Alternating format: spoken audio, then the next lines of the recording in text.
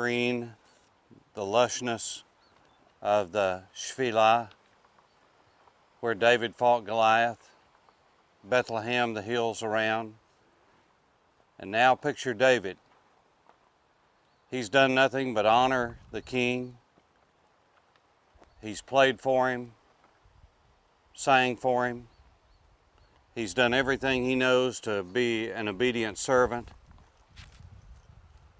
He knows that God has anointed him to inherit the kingdom and his family and his clan and his tribe. And he's been faithful, but now he's had to flee from the presence of an evil king who has now been troubled by an evil spirit and is paranoid. And David flees to the desert. Being a warrior, he has now gathered together a group of men, and he's hiding in the caves in this oasis. An oasis is a place where water is in the desert. You can hear, the reason we've stopped here, and thank God we have it to ourselves, is we can hear the water running in the background. And the farther you go up, the bigger are the pools. And it runs like this all year round, sometimes even more. But they're refreshing pools. At the top, my children have many times been in those pools deep with water. And this is a canyon. And this wadi here, this riverbed, is a place where you can hide. You can hold off an army here, just a handful of people, because there's only one way in and one way out. The caves that we've seen along the way, many of these are interconnected. I've sat here for hours by myself and watched ibex go from one cave to the next.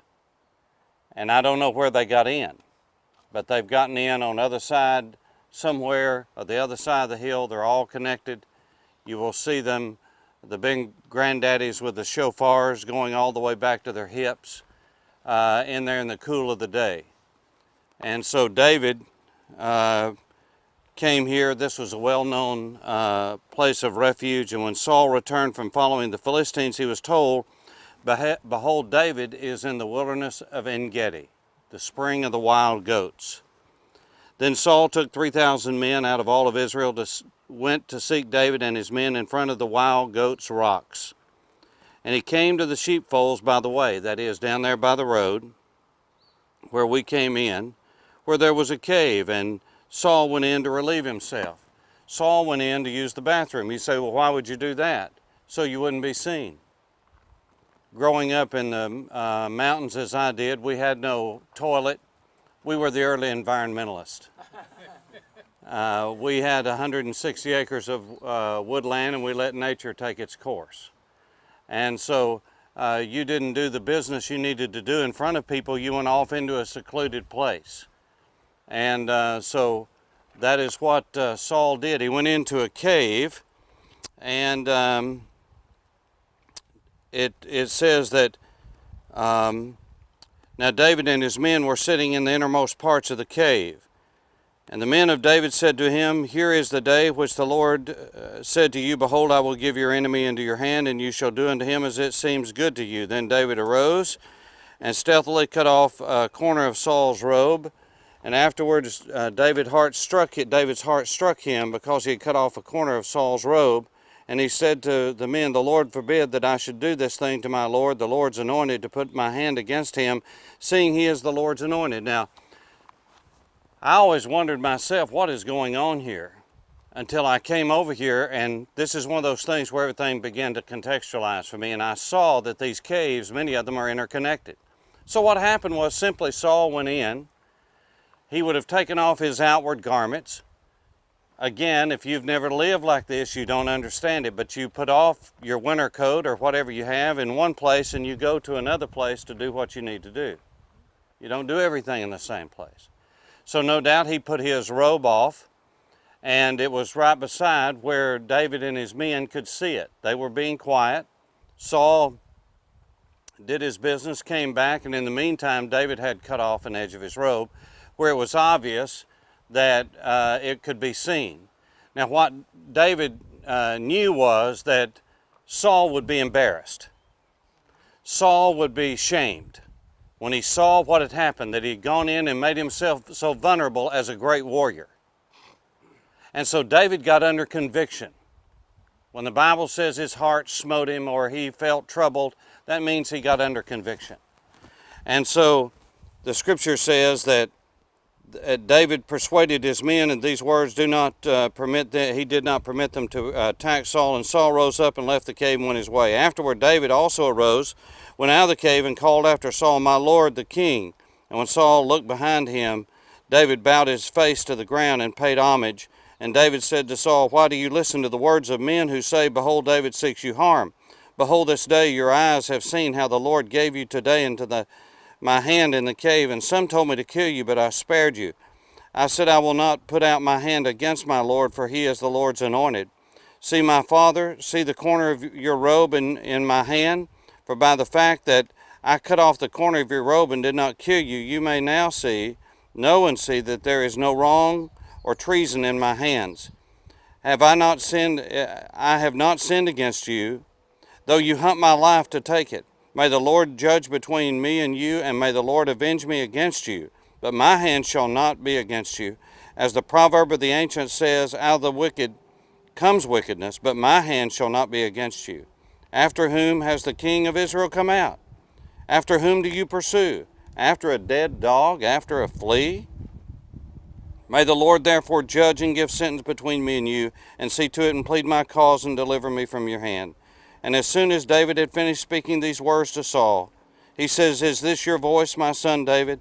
And David lifted up his voice and wept, or Saul lifted up his voice and wept, and said to David, "You are more righteous than I, for you have repaid me good, whereas I have repaid you evil. And you have declared this day how you have dealt well with me, in that you did not kill me when the Lord put me into your hands. For if a man finds his enemy, will he let him go away safe? So may the Lord reward you with good for what you have done for me this day. And now, behold, I know that you shall surely be king, and that the kingdom of Israel shall be established in your hand. Swear to me, therefore, by the Lord, that you will not cut off my offspring after me, and that you will not destroy my name out of my father's house." And David swore this thing to Saul. Then Saul went home, but David and his men went up to the strongholds.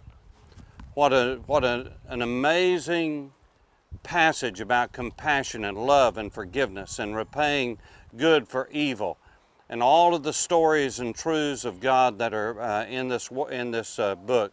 But you're right here. This is where this happened. This is the oasis of En Gedi, and some of the Psalms were written here. I just pointed out.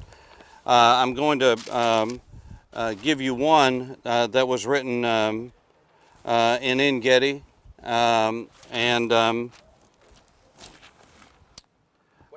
Psalm 57, 1 Samuel 24 is where I was, but Psalm 57, "Be merciful to me, O God, be merciful to me, for in you my soul takes refuge. In the shadow of your wings I will take refuge till the storms of destruction pass by.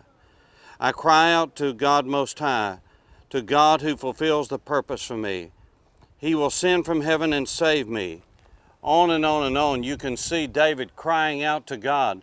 And in some of these Psalms, they're called by a certain name that means to cover, like one would cover his mouth as someone was close by.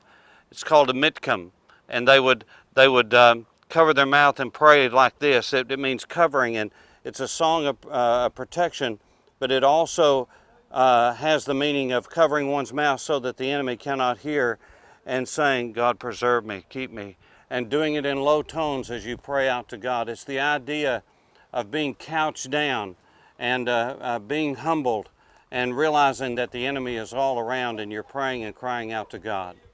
Who can read these Psalms at a place like this and not think of, as the hart, as the deer, as the ibex pants after the water brook, so pants my soul after you, O God. This is the wintertime, this is the wet season, and we can feel the cool breeze coming in. If you're here in the summertime, you would be sitting here right now, even in the dryness of the air, you would be sweating. It would be hot this time of day, and you can imagine being thirsty and nothing but salt water here. that is 5 to 6 times saltier than the ocean. Nothing to drink, no springs, and to come and find a place like this. And that's what the Bible says that God's Word and God Himself is to us, like a refreshing stream.